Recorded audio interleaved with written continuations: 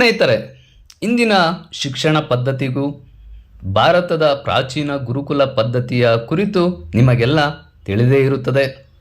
ಈ ಶಿಕ್ಷಣ ಪದ್ಧತಿಗೆ ಅನುಗುಣವಾಗಿ ಗುರುಗಳ ಆಶ್ರಯಕ್ಕೆ ಹೋಗಿ ಶಿಕ್ಷಣವನ್ನು ಪಡೆಯುವ ಬಗ್ಗೆ ಮಾತ್ರ ನಮ್ಮ ಜ್ಞಾನ ಸೀಮಿತವಾಗಿರಬಹುದು.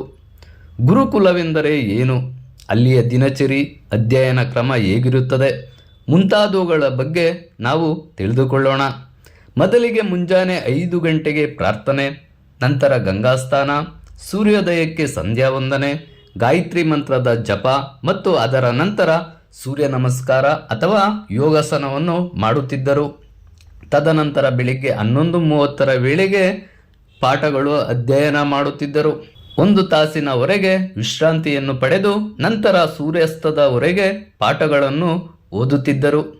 ಸೂರ್ಯಾಸ್ತಕ್ಕೆ 10-15 ನಿಮಿಷಗಳಿರುವಾಗ ಅಧ್ಯಯನವನ್ನು ನಿಲ್ಲಿಸುತ್ತಿದ್ದರು.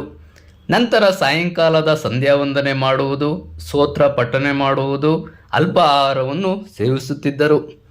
ತದನಂತರ ವಿಶ್ರಾಂತಿ ಪಡೆದು ಗುರುಕುಲದಲ್ಲಿ ಅಧ್ಯಾಪನೆ, ಹೊಸ ಪಾಠ ಪ್ರಾರಂಭವಾದ ಕೂಡಲೇ ಆ ಪಾಠವು ಇಂದಿನ ಪಾಠಕ್ಕೆ ಸಂಬಂಧಿಸಿರುತ್ತಿತ್ತು.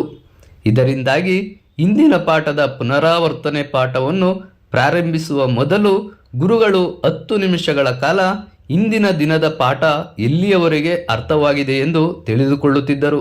ವಿದ್ಯಾರ್ಥಿಗಳ ಜ್ಞಾನವನ್ನು ಪರೀಕ್ಷಿಸುತ್ತಿದ್ದರು. ತದನಂತರ ಹೊಸ ಪಾಠದ ಪ್ರಾರಂಭವಾಗುತ್ತಿತ್ತು. ಇದರಿಂದಾಗಿ ವಿದ್ಯಾರ್ಥಿಗಳು ಅಧ್ಯಯನ ಮಾಡುತ್ತಿದ್ದಾರೆಯೋ ಇಲ್ಲವೋ ಎನ್ನುವುದು ಪ್ರತಿದಿನವೂ ತಿಳಿಯುತ್ತಿತ್ತು. ಆದರೆ ದಿನವೂ ಪರೀಕ್ಷೆಯಾಗುತ್ತಿತ್ತು. ಇದರಿಂದಾಗಿ ಪರೀಕ್ಷೆ ಯಾವಾಗ ಇದೆ, ಪರೀಕ್ಷೆಯ ತಯಾರಿ ಹೇಗೆ ಮಾಡುವುದು ಎನ್ನುವ ಪ್ರಶ್ನೆಯೇ ಉದ್ಭವಿಸುತ್ತಿರಲಿಲ್ಲ. ಈ ಗುರುಕುಲಗಳಿಗೆಲ್ಲ ಆರ್ಥಿಕ ಸಹಾಯ ನಮ್ಮ ಶಿಕ್ಷಣ ಸಂಸ್ಥೆಗಳು ಎಂದಿಗೂ ಸರ್ಕಾರವನ್ನು ಅವಲಂಬಿಸಿರಲಿಲ್ಲ.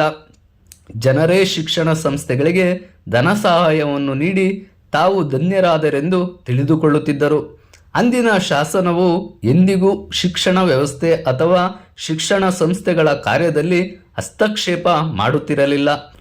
ಇದು ನಮ್ಮ ಪ್ರಾಚೀನ ರಾಜನೀತಿ ಅಥವಾ ಶಾಸನದ ನಿಯಮವಾಗಿತ್ತು.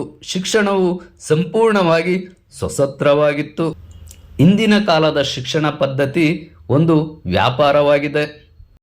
ನಮ್ಮ ಚಾನಲ್ ಅನ್ನು ಸಬ್ಸ್ಕ್ರೈಬ್ ಮಾಡಿ, ಹಾಗೆ ಕೆಳಗೆ ಕಾಣುವ ಬೆಲ್ ಬಟನ್ ಅನ್ನು ಕ್ಲಿಕ್ ಮಾಡಿ.